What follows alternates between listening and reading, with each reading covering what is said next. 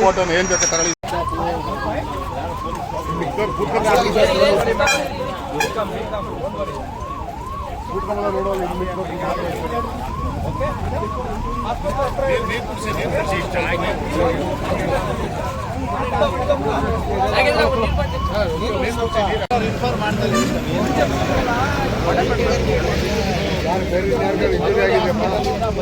ಬೇರೆ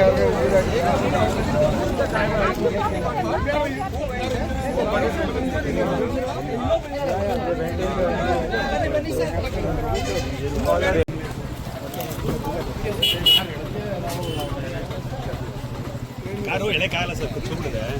ಅವ್ರನ್ನ ಇಲ್ಲಿಂದ ಕರ್ಕೊಬೋದವ್ರನ್ನ ಇಲ್ಲಿಂದ